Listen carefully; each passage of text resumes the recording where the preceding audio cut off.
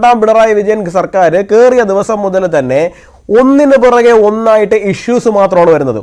ഒരു ഇഷ്യൂ വരുമ്പോൾ ആ ഇഷ്യൂ ജനശ്രദ്ധയിൽ നിന്ന് പോകുന്നത് പുതിയൊരു ഇഷ്യൂ കടന്നു വരുമ്പോൾ മാത്രമാണ്, അല്ലാണ്ട് അത് പരിഹരിക്കപ്പെടുന്നത് കൊണ്ട് മാത്രമല്ല. ശരിക്കും ഇന്നത്തെ ദിവസം കേരളം ചർച്ച ചെയ്യേണ്ടിയിരുന്ന വിഷയം എന്തായിരുന്നു? അത് ആ വണ്ടിപ്പെരിയാറിലെ ആ പെൺകുട്ടിയുടെ മരണമായിരുന്നു. 6 വയസ്സ് തികഞ്ഞിട്ടില്ലാത്ത ആ കുഞ്ഞു മകളുടെ മരണമായിരുന്നു ശരിക്കും പറഞ്ഞാൽ ഇന്ന് കേരളം ചർച്ച ചെയ്യേണ്ടിയിരുന്നത്. 76 പേജുള്ള വിധിന്യായം ഇന്നലെ രാത്രി മുഴുവൻ ഇരുന്ന് ഞാൻ വായിച്ചു നോക്കി. അതിന്റെ അവസാനം 7 പോയിന്റ് ഇട്ടിട്ട് ജഡ്ജി വി മഞ്ജു അവരെഴുതി വെച്ചിട്ടുണ്ട് കേരള പോലീസ് എത്ര അനാസ്ഥയോടുകൂടിയാണ് ആ കേസിനെ നേരിട്ടിരിക്കുന്നത് എന്നുള്ള, ആ കേസിനെ സമീപിച്ചിരിക്കുന്നത് എന്നുള്ള കാര്യം. 30-ാം തീയതി നടന്ന മരണത്തിന് 3-ാം തീയതി മാത്രമാണ് അവരവിടെ നിന്ന് എവിഡൻസ് കളക്ട് ചെയ്യാൻ പോലും തയ്യാറായിരിക്കുന്നത്. എന്ത് തരത്തിലുള്ള സുരക്ഷയാണ് ഈ പറയുന്ന സംസ്ഥാന സർക്കാരും സംസ്ഥാന പോലീസും ഈ പറയുന്ന കുഞ്ഞു കുട്ടികൾ ഉൾപ്പെടെയുള്ളവർക്ക് ഇവിടെ കൊടുത്തുകൊണ്ടിരിക്കുന്നത്? ശരിക്കും പറഞ്ഞാൽ ഇന്ന് കേരളം കത്തേണ്ടിയിരുന്ന വിഷയം അതല്ലേ? ഇന്ന് കേരളം ചർച്ച ചെയ്യേണ്ടിയിരുന്ന വിഷയം അതല്ലേ? അപ്പൊ ഈ വിഷയങ്ങളിൽ നിന്ന് മുഴുവൻ മാറ്റാൻ വേണ്ടിയിട്ട് ആഭ്യന്തരമന്ത്രി എന്നുള്ള നിലയിൽ പിണറായി വിജയൻ എന്ന് പറയുന്ന മനുഷ്യന്റെ ഏറ്റവും തികഞ്ഞ പരാജയമല്ലേ? ശരിക്കും ചർച്ച ചെയ്യേണ്ടിയിരുന്ന ഒരു വിഷയം പോലും ചർച്ചയാകാതെ ഇരിക്കുകയും പകരം ചുമ്മാ എന്തിന്റെയൊക്കെയോ പേരും പറഞ്ഞ് ഈ കാണിച്ചു കൂട്ടുന്ന സമര നാടകങ്ങളാണ് ശരിക്കും പറഞ്ഞാൽ ഇപ്പോ കേരളത്തിൽ നടന്നുകൊണ്ടിരിക്കുന്നത്. ഈ നാടകത്തിന്റെ പുറകെ പോയിട്ട് നമ്മൾ കാര്യമില്ല, ശരിയായ വിഷയങ്ങൾ നമ്മൾ ഏറ്റെടുത്താലേ സാധിക്കൂ എന്നാണ് എനിക്ക് ഈ വിഷയത്തോട് പറയാനുള്ളത്. അപ്പൊ ആർക്കെതിരെയാണ് പ്രതിഷേധം നടത്തേണ്ടത്?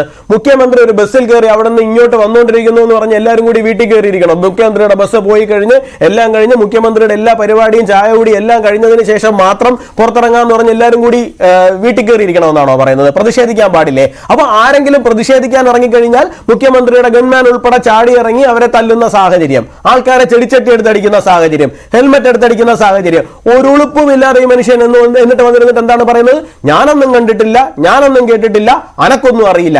ഈ അനക്കൊന്നും അറിയില്ല എന്നുണ്ടെങ്കിൽ ഇദ്ദേഹത്തിന് മുഖ്യമന്ത്രി സ്ഥാനം രാജിവെച്ചിട്ട് വീട്ടിൽ പോയിരുന്നൂടെ? ഈ വെടി പറയുന്ന മുഖ്യമന്ത്രിക്ക് അകമ്പടി പോകുന്ന ഗൺമാൻ ആ കൂട്ടത്തിൽ നിന്ന് ആ മൈക്കിന്റെ സൈഡിൽ നിന്ന് വല്ല ഉണ്ടയില്ലാത്ത വെടിയും വെച്ചാൽ പോരെ?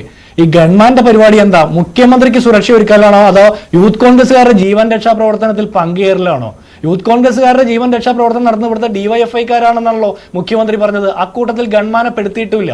സഫാരി സ്യൂട്ട് ഇട്ടവനായാലും കാക്കി ഉടുപ്പിട്ടവനായാലും നവകേരള സദസ്സിന്റെ ബനിയൻ ഇട്ടവനായാലും യൂത്ത് കോൺഗ്രസുകാരുടെ ജീവൻ രക്ഷിക്കാൻ വരുമ്പോൾ മുഖ്യമന്ത്രി തന്നെ എൻഡോഴ്സ് ചെയ്തിട്ടുള്ള ടൂളുകൾ ഞങ്ങളും തിരിച്ചു പ്രയോഗിക്കേണ്ടി വരും. ഇനി രണ്ടാമത്തത്, ഇന്ന് ആർഷോ ഗവർണർക്കെതിരെ സമരം ചെയ്യാൻ 4:30 പോയല്ലോ. ഇന്ന് ഗവർണർ കാലിക്കറ്റ് യൂണിവേഴ്സിറ്റിയിൽ കൈകുത്തിയല്ലോ നിൽക്കുന്നത്, കാലുകുത്തി തന്നെയല്ലേ നിൽക്കുന്നത്.